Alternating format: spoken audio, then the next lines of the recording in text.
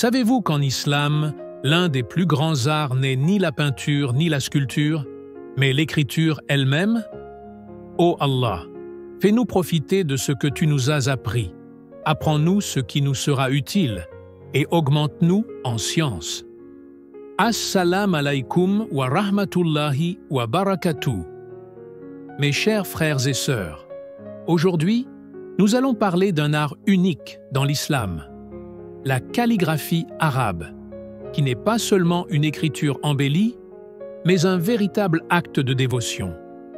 Dès les premiers siècles de l'islam, l'écriture a été essentielle pour préserver le Coran. Comme la représentation des êtres vivants pouvait mener à l'idolâtrie, l'art musulman s'est surtout exprimé par l'ornement et l'écriture. Ainsi, la calligraphie est devenue le plus noble des arts islamiques. Écrire les paroles d'Allah avec soin et beauté est vu comme une forme d'adoration. Beaucoup de calligraphes considéraient leur art comme un dhikr, un rappel constant d'Allah. Chaque lettre tracée avec attention est un témoignage de respect pour le livre sacré. Le koufik, c'est l'un des plus anciens styles. Il est très géométrique, avec des lignes droites et angulaires.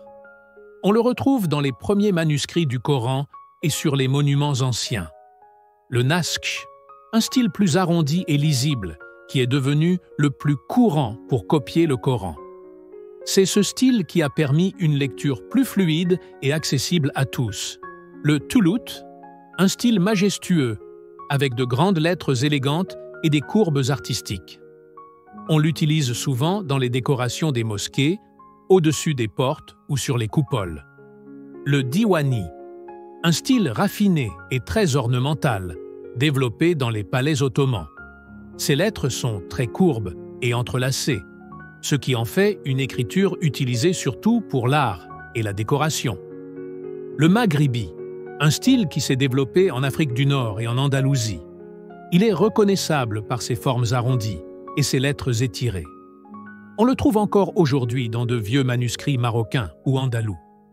Encore aujourd'hui, la calligraphie orne les mosquées, les livres, les tableaux et même les maisons. Elle rappelle que la beauté de l'islam peut se transmettre sans image, uniquement par la force et l'élégance des lettres. Allahumma ij'al al-Qur'ana rabi'a qulubina, wa noura sudurina, wa jala'a ahzanina, wa dhahaba humumina, wa ghumumina. Ô Allah, fais du Coran le printemps de nos cœurs, la lumière de nos poitrines, la disparition de nos chagrins et la fin de nos soucis. Barakallahu fikoum d'avoir regardé cette vidéo jusqu'au bout. Si ce sujet vous a plu, n'hésitez pas à mettre un like, à vous abonner et à partager autour de vous. Et dites-moi en commentaire quel style de calligraphie vous trouvez le plus beau.